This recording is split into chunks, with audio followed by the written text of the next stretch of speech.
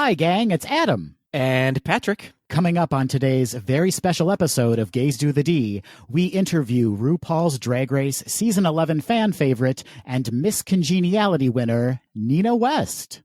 To all who come to this happy place, welcome.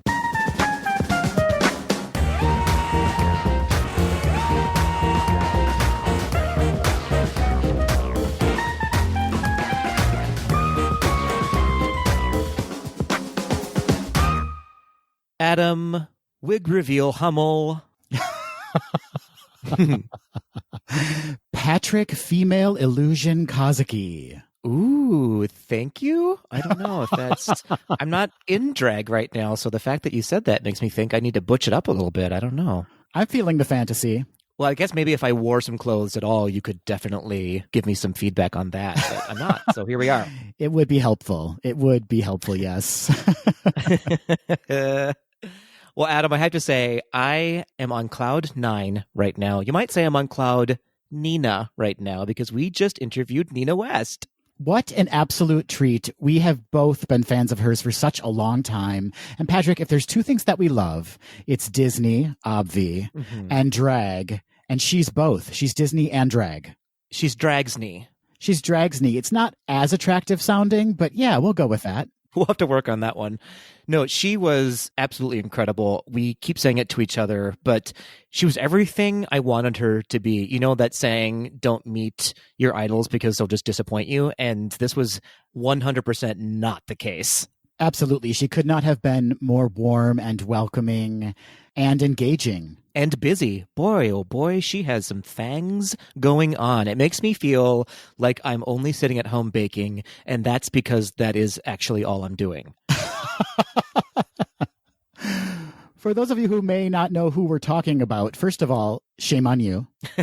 As we mentioned in the intro, Nina West appeared on season 11 of RuPaul's Drag Race, and she was a fan favorite and actually won Miss Congeniality that season. True story. She's also produced over 35 main stage production shows, and she's raised over $2 million for local and national charities through her charitable fund, the Nina West Foundation. And Patrick, you've already alluded to this, but she is a busy, busy bee. She has several upcoming projects, the first of which is that she's appearing on RuPaul's Secret Celebrity Drag Race this Friday, April 24th. So exciting. And also, this Sunday, April 26th, she's presenting The Wonderful World of Nina at 6 p.m. Eastern Time, 3 p.m. Pacific Time on StageIt.com, where basically she'll be providing us some amazing Disney illusions. Patrick, do you have your tickets yet? Not yet. I am literally doing that the second I press stop record on this. As I assume all of our Tweedledees will be doing, because Nina knows Disney and she knows how to put on a fabulous drag show. And on top of all this, it came out last year, but if you have not downloaded and listened to her album, Drag is Magic, what are you doing with your lives? Get yourselves onto iTunes, download that album. It is, from start to finish, an earworm. It's so fun. I love it. It has some hot bops on it, as the kids say. It's true. I sent a link to the album to our friends Bobby and Lizzie and let them know that if this is not the first song that their child does in drag, then we're not friends anymore. Yeah, Patrick, that is how drag queens are created. It's true. It's true. Drag really is magic. Well, without further ado, sit back, relax, maybe grab a cocktail, I don't know, and enjoy our interview with the fabulous Nina West.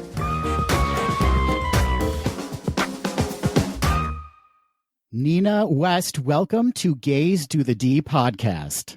I'm so excited to be here. Thank you so very much for having me. We are beyond thrilled to have you here. This is a dream for us. This is an absolute dream. Before we dive into talking about Disney and drag, we need to, of course, address the fact that it's a wackadoo time right now in the world. And we just want to check in and see how you're doing. How are you faring during this crazy time?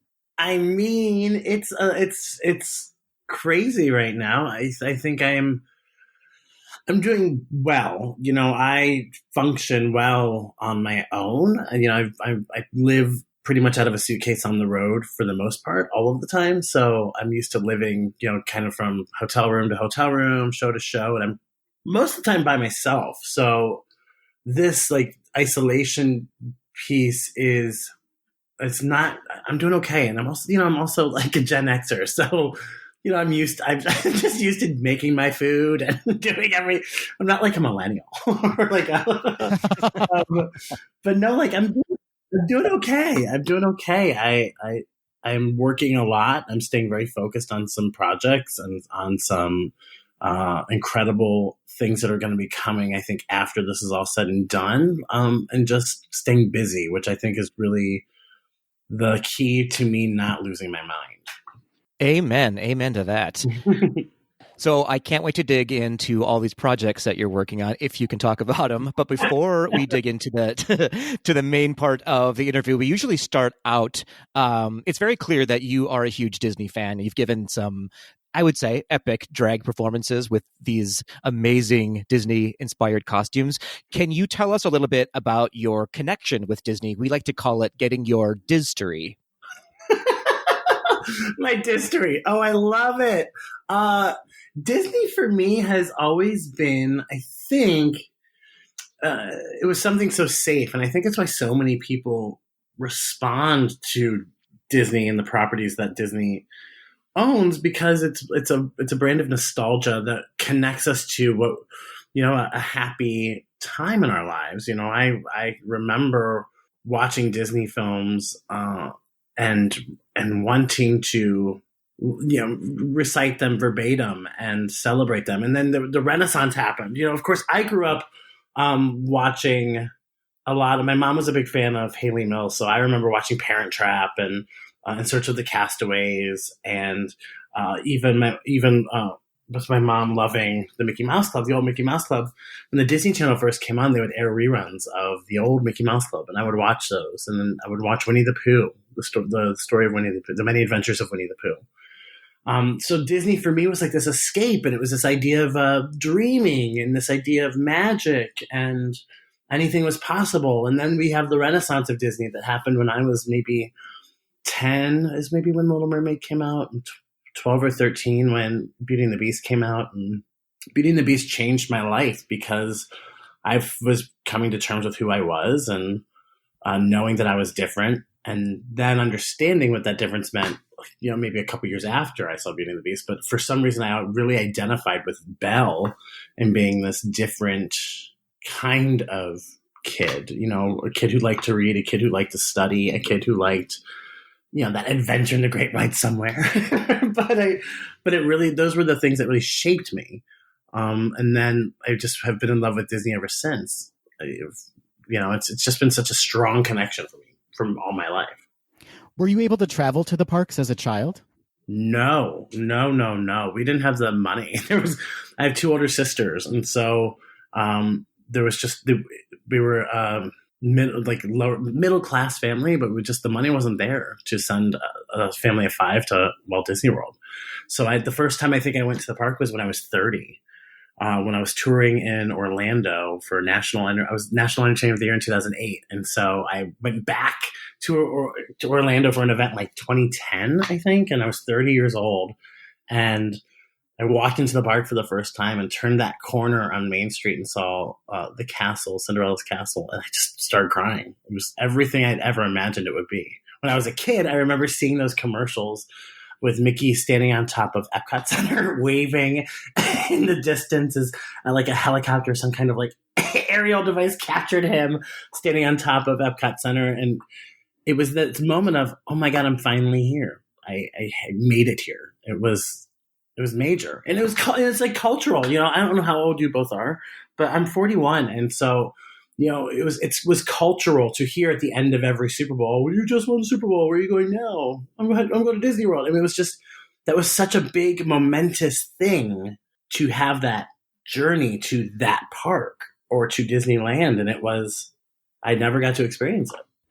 Both Patrick and I can absolutely relate to that. We have both fully cried when we walk down Main Street, staring at Cinderella Castle. It's an incredible experience. Yes. So how did you get your start in drag? And was Disney always an influence on your performances?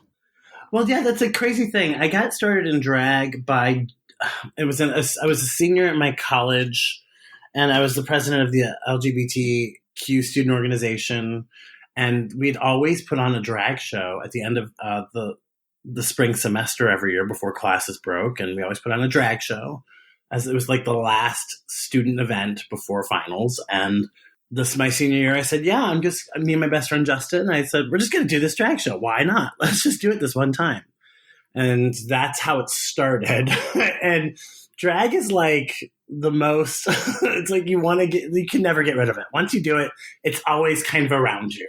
So I decided, I think I did drag my senior year in college, and then I graduated college and I moved to Columbus, Ohio, and I entered an amateur contest for drag, and I won, and I won $100. And then it just kind of slowly kept building. And the Disney aspect wasn't always there until when I started drag in 2001. So I first had this idea that my illusion had to be female. Like I had to be a female illusionist rather than being a drag entertainer. So I was so focused on the illusion rather than the performance. So I lost all connection, I think, with myself. And then I saw a camp comedy queen named Marianne Brandt, who is a Columbus entertainer. And she was really, really funny. And she wasn't necessarily beautiful, but she was, she had her look. She was a drag queen. She was pretty, but she was funny. And I was like, wait, I'm funny. I can be funny. Why don't I lean into that? And that's kind of when I really started to rely on the things that I was familiar with. Like there's that old adage, or I don't even know if it's an adage, but there's that old saying, you should do what you know, and I know me better than anything else rather than trying to be something I'm not. And I found success in being myself. And so that's kind of how the drag happened. And then that's where the Disney came in. Once I figured out I could be me, I was doing numbers as Cinderella or Snow White. And of course, it really relied heavily on the Disney princesses initially because it was such a popular thread to pull for the audience. And then it's just evolved into villains or inanimate objects, Disney inanimate objects or sidekicks, or of course making it bigger and better with more Disney princesses, of course. But the romanticization, that's not even a word, I don't even know. But being able to romanticize my Disney love and my love of performance, and then putting it in the context of drag was the biggest, I think, light bulb for me. So along those lines, what do you think it is about Disney, I guess, that lends itself so well to drag? Or are you just a natural at doing it, which is absolutely the case? I love you. So there's a theatricality, right, to the Renaissance. Once we have the Renaissance, from like Great Mouse Detective to I don't know what the end of that would be, like Lion King, or I don't even know. Maybe you guys know. But when you have that Ashman Menken catalog of music that is so theatrical and is storytelling in a way that is so different. But now it is the standard, right? Now we have this Disney standard that was initiated by really Howard Ashman that provides us with like that I Want song. So like, it's so popular now, and it's just in the canon. But when we get Part of Your World, which is such a great drag song, either camp or straight, or not straight, but like either camp or regular performance without any kind of gimmick, it's so great for drag because it's emotive and it's big. And that I Want song carries on through to Moana and to How Far I'll Go, and it's this journey that an entertainer is dying to tell you through the song selection and storytelling. Drag is about storytelling. And so it could be that Ariana Grande song, Thank You Next, which is storytelling, or it could be Into the Unknown, Elsa's Into the Unknown, right? But it's these moments where it's a strong female voice telling a story. And usually that story is about overcoming an obstacle. And for LGBTQ plus people, it really does resonate. It hits a nerve where it's like, wait a minute, I feel like this is me. I feel like this journey of letting it go that Elsa's going on is also me. Like I have to shed this skin to be my fabulous self. The messaging behind Disney film and accepting difference, whether it be Inside Out or if it is like Frozen, or even something like Brave, coming to terms with whatever the theming might be. It's all really about accepting who you are and accepting the world that you're in and blossoming into a beautiful, beautiful creature, whatever that might be. And that's why it works for drag. Drag is about blossoming and blooming and growing into these beautiful creatures. Are there any Disney creatures that your drag is particularly influenced by?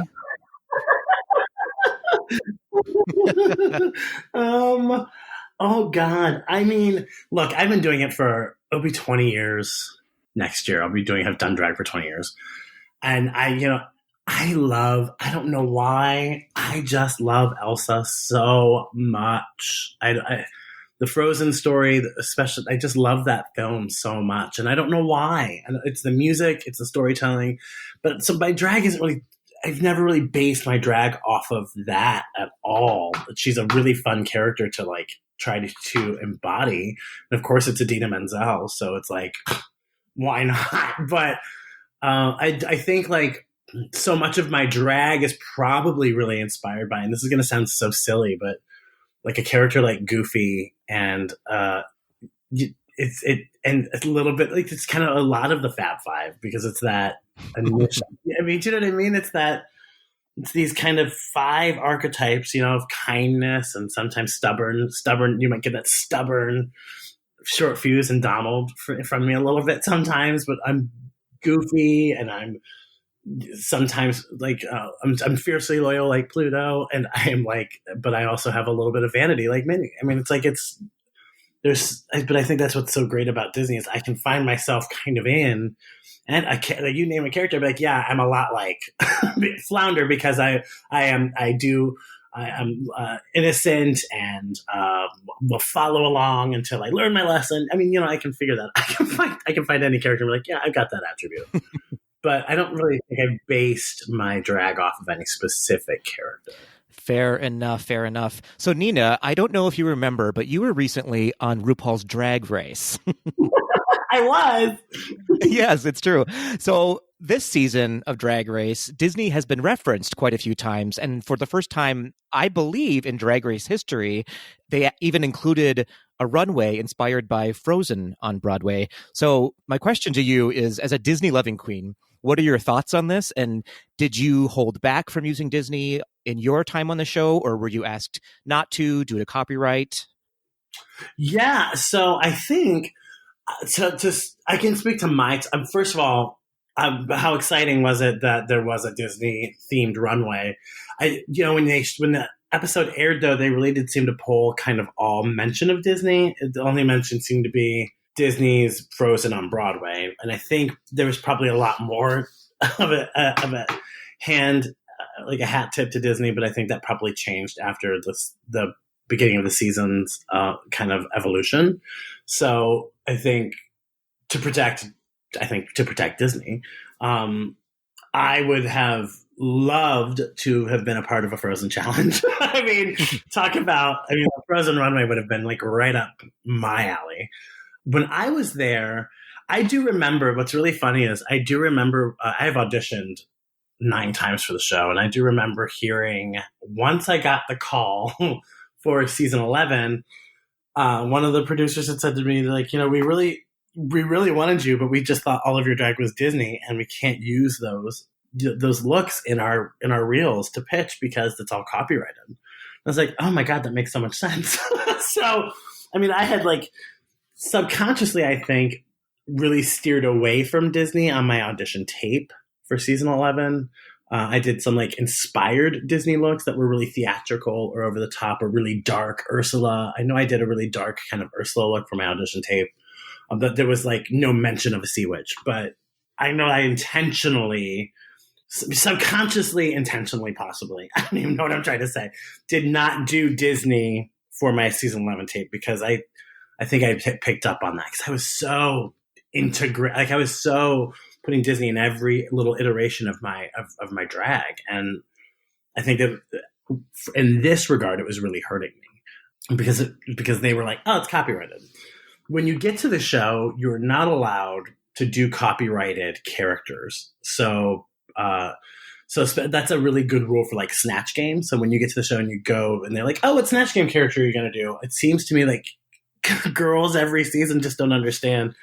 They can't do like Medea because Medea's a Tyler Perry character. It's not a real person. Or they can't do Ariel because she's not a real person. She's not an open character. They want you to do a real person. And so then the conversation goes, well, wait, how did Ben de la Creme do Maggie Smith as Downton Abbey? Because isn't Downton Abbey copyrighted? Well, yeah, but she's doing Maggie Smith. It's all in, do you know what I mean? It's complicated. But like the good rule of thumb really for any television show, specifically a show like Drag Race, which is a reality competition show based on performances, try to do original content that might be inspired by, but cannot be referencing directly. I don't know.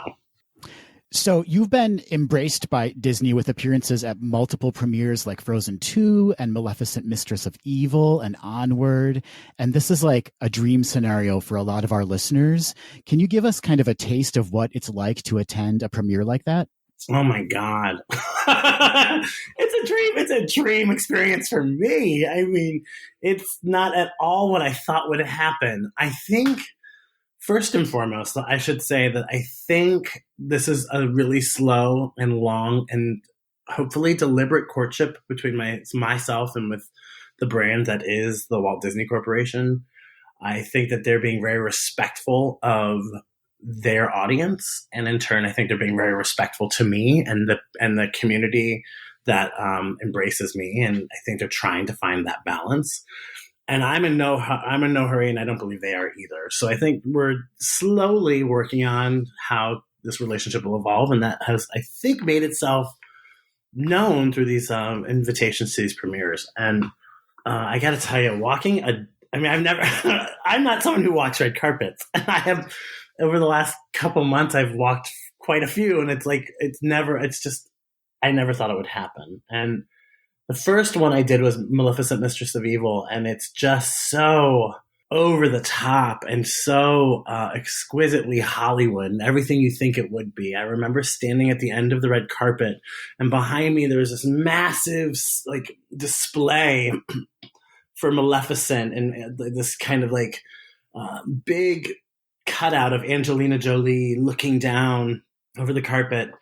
And then all of a sudden there's this security, and there's Angelina Jolie standing right next to me on the carpet. And you go down the carpet and every press outlet is just so pro Disney and so pro the experience. And what do you think you're going to see? And what's this experience going to be like for you? And did you ever think you would be here in drag? And, and so to have the ability to talk about that, and it's important really to, I think, people like me, to an LGBTQ plus audience that is like, for so many of us, we attach ourselves to this brand because of its storytelling and the idea that if you're different, you can dream and work to be your authentic self and be accepted by somebody.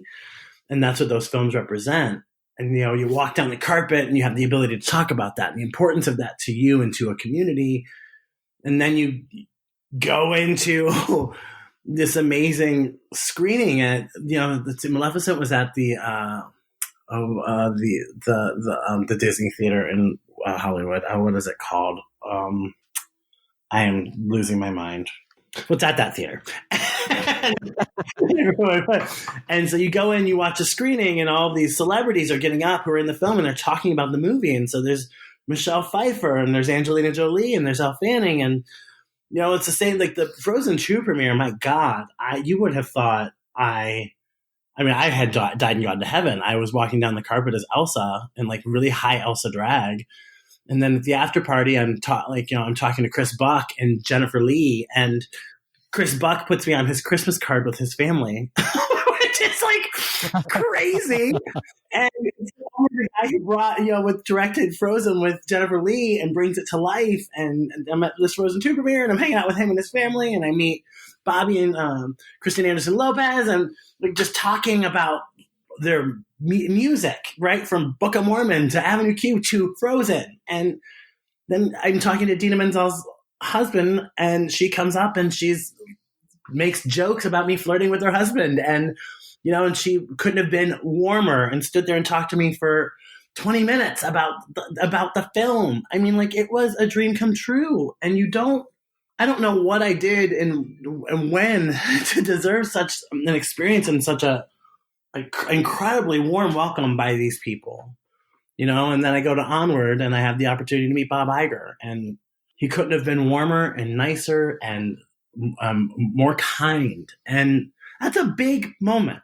I don't know of any other drag entertainer who's had the chance to say thank you to the CEO of probably the largest entertainment conglomerate in the world, and have him look at you respectfully and say thank you for investing so much into us. And it's like, well, wait a minute, like what the hell is happening? I'm very grateful, and these experiences are nothing short of Disney magic. Well, if I may, I of course don't know you personally, but you just come across as a kind person with such a warm spirit. So I have to believe that has something to do with what's happening in your life right now. So I hope that you know that. I really appreciate that. It's everything I didn't know what I was going to get when I did Drag Race. And there's been some really good and there's been some really bad. And the best has been these relationships that I've been able to make and continue on, and celebrate long after I shot Drag Race in 2018, summer of 2018. And here we are, it's 2020, and my season aired a year ago, and I'm still on this ride. Even though I'm in quarantine and isolation, I'm still on this ride, and it's fantastic. It's super fun to see Disney sort of dip its toe in embracing the LGBT community more, and it's especially exciting to see your involvement with it. So congratulations on that.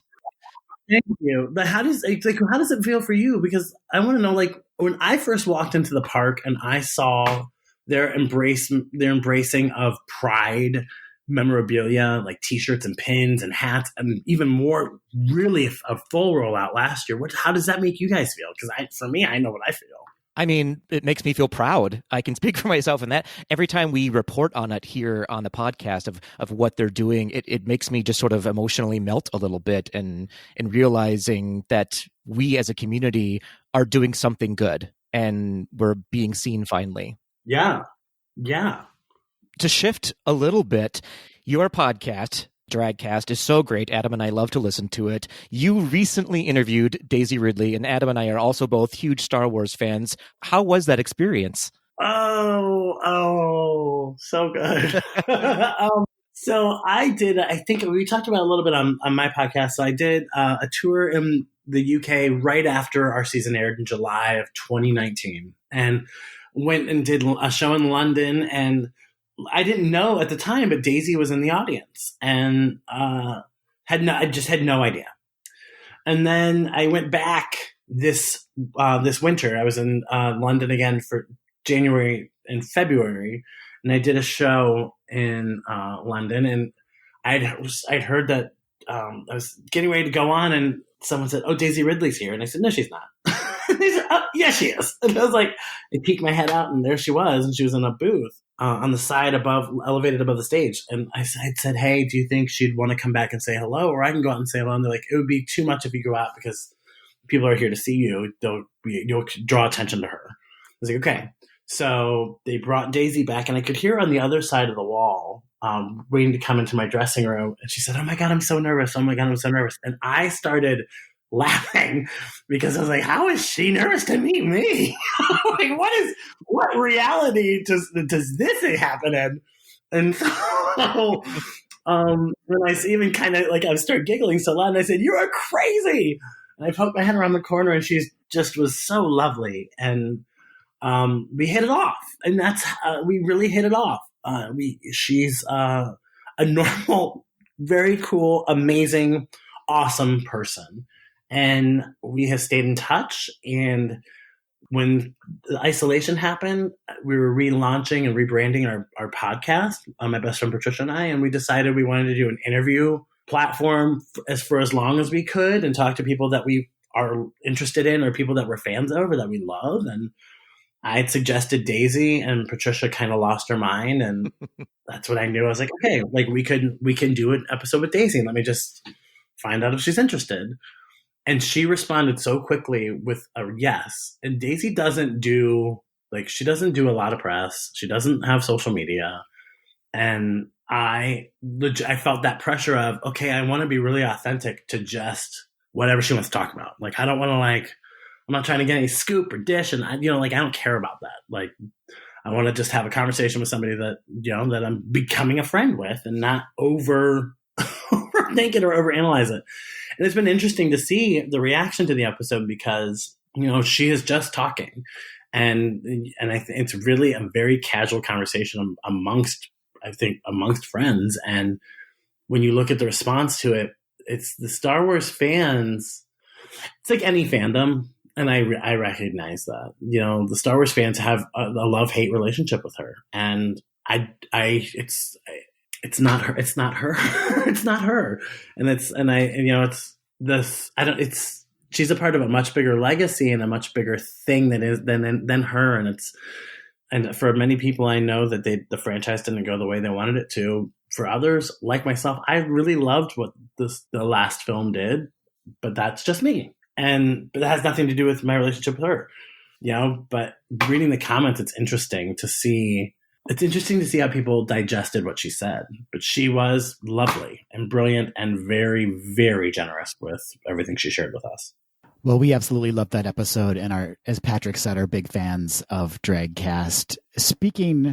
Turning now rather to digital drag, let's talk about what's happening this Sunday, April 26th. You are presenting The Wonderful World of Nina at 6 p.m. Eastern, 3 p.m. Pacific on stageit.com. Can you tell us about your show? Yeah, so I'm doing Stageit is this digital platform where you can do a show and people can buy a ticket, and you can do whatever kind of show you want. This is like a fourth or fifth show that I've done, a different kind of show. I've done homeschooled shows, family-driven shows where I read a book and we sing some songs and we dance around for kids. And I did a Snatch Game show and like the guise of the Drag Race episode.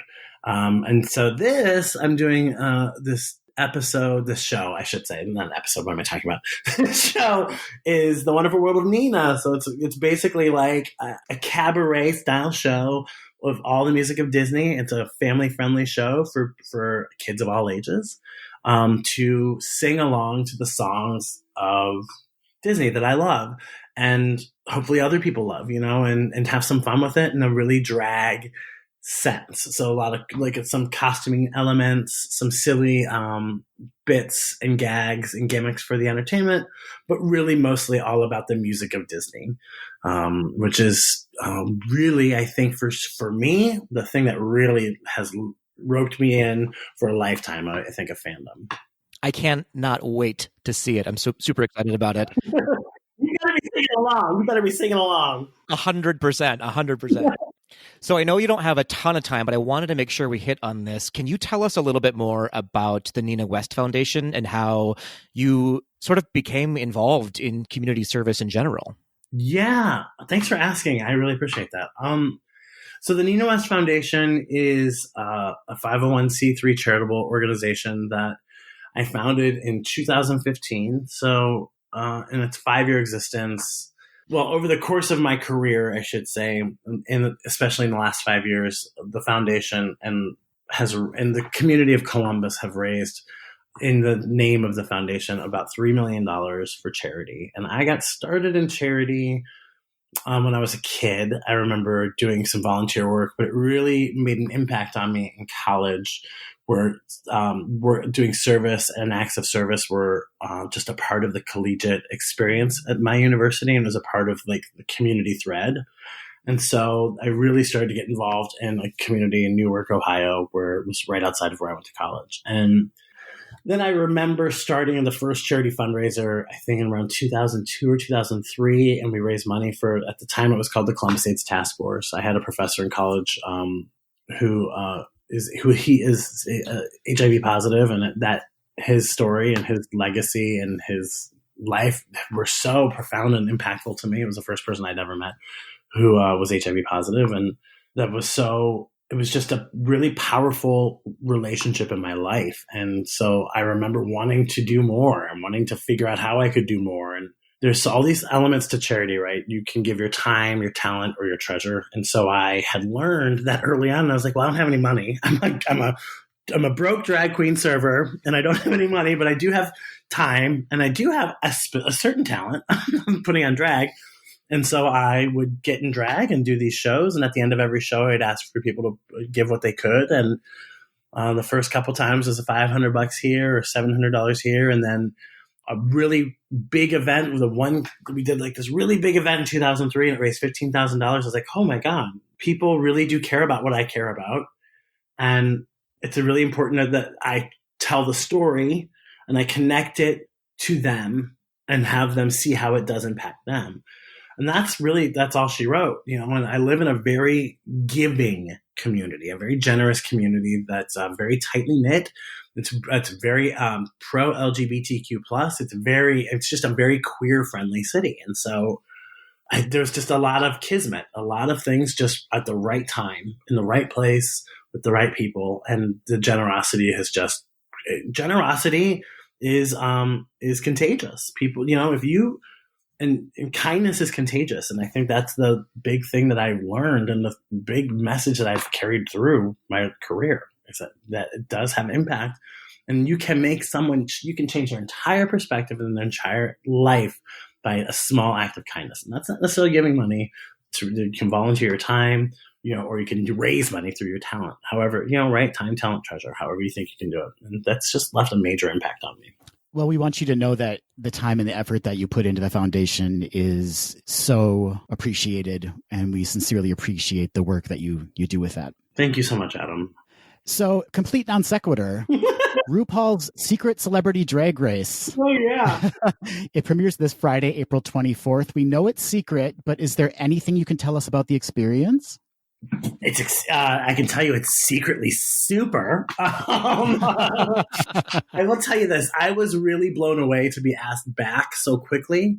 The only thing I can really share with you is that we filmed that last summer, but before I left for Europe on that tour that I told you about.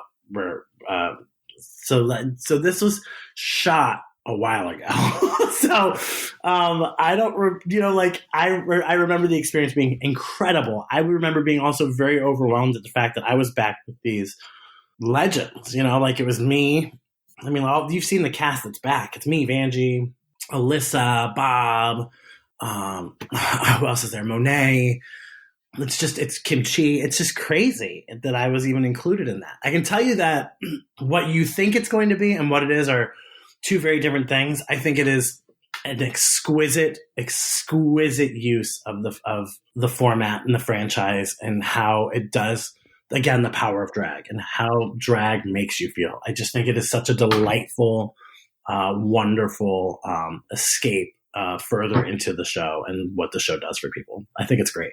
Super exciting. You have so much going on lately. It's hard to keep up with you. Well, I don't like to be still. I think that, I think there's plenty of time to rest when I'm dead. I do believe in recharging, but I also believe that, time is so, the concept of time is so bizarre. And, here I am forced in isolation to stop doing what I was doing. And it's giving me a chance to work on other things that I was like, I'm never going to have time to do this. And now I'm kind of doing that. I'm working on the things that I want to work on because I have the time to do it. I love it. For me, I'm working on a lot of eating carbs in isolation. So you're doing a better job than I am, Nina.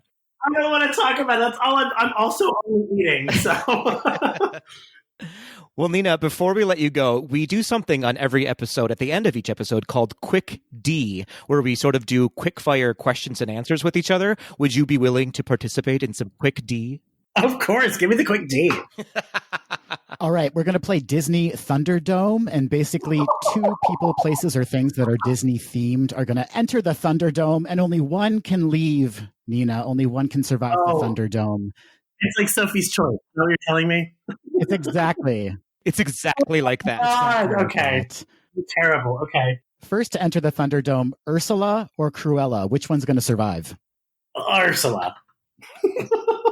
That was such a quick answer. I know. Well, I worship her. I mean, I did a production of The Little Mermaid right before Drag Race started airing in the February of 2019. So, like, I have a really strong fondness of Ursula. I love that character. Nice. All right, second up in the Thunderdome, entering the Blue Fairy or the Fairy Godmother? Oh, God. Oh. Fairy Godmother. You don't sound confident about that. I just feel it's because I feel bad because the Blue Fairy doesn't get enough love, but also I really love the Fairy Godmother. It's that personality. The Fairy Godmother has the personality, right? I 100% agree with you. All right, next up, Vanessa Hudgens or Ashley Tisdale? Oh. Ashley Tisdale. Because I'm so not into voguing right now. All right, last but not least, entering the Thunderdome, Prince Eric or Aladdin? Oh. We got you on that one. I know. I have to think about it. I'm weighing all of my choices. Oh gosh. This is like the most serious thing I'm going to answer all day. I'm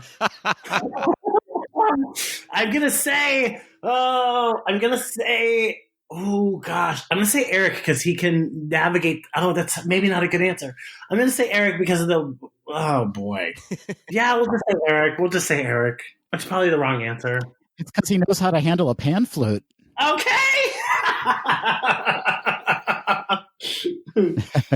Well, Nina, we cannot thank you enough for joining us here on the podcast today. We have been big fans of yours for such a long time, and we are really thrilled to see the direction your career is going. And just on a personal note, we want to say thank you so much for being such a sincere, loving individual. That's something that's in short supply these days. And we truly appreciate everything you're doing, not only to bring a sincere face to drag, but also just by being such a sweet, warm, affectionate person and everything you're doing for the LGBTQ plus community. I cannot thank you both enough for inviting me to be a part of this podcast and talk about things that I really, really love and to talk with both of you. And hopefully one day we'll get to go to the parks together and we'll get to really have a great celebration post this really crazy period of time that we're living through. So thank you for having me. It means the world to me.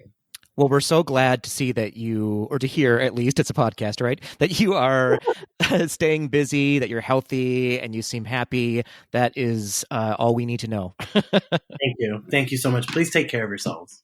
You as well. Thank you both so much. Thank you, Adam. Thank you, Patrick. Oh.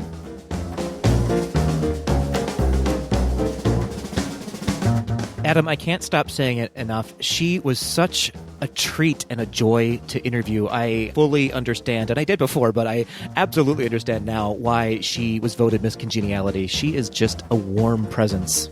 And now having talked with her, it's no surprise that she's a fan of Disney because you kind of get that Disney feeling when you're chatting with her, right? Like you just feel very included and accepted and welcomed. Absolutely. That is very well said. Well, if you would like to learn more about Nina, including upcoming events or her podcast Dragcast or her foundation, you can visit her website at ninawest.com.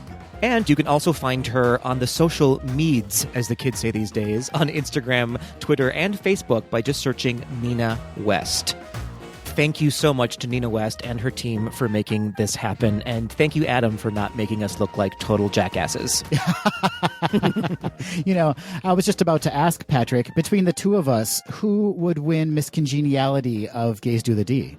Between you and me or between you and Nina? Because I think we all know the answer to that, Adam. Come on, I would totally lose out on that competition. But between you and me... Oh, hands down me.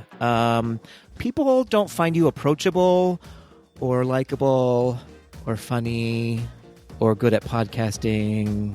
Anything else you want to bring up? There's a lot. That will do it for this episode of Gays Do the D. Thanks for listening. To become a patron of the podcast, visit our website at gaysdothed.com/donate. For a donation of any amount, you can receive exclusive Gays Do the D content and help us continue to bring you the very best Disney news and discussion.